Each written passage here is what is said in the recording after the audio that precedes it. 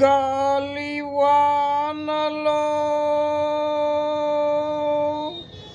వాన నీటిలో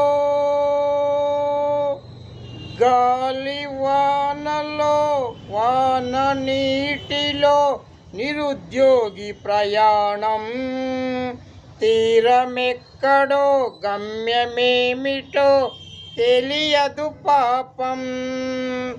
గాలివానలో వాన నీటిలో నిరుద్యోగి ప్రయాణం తీరమెక్కడో గమ్యమేమిటో తెలియదు పాపం.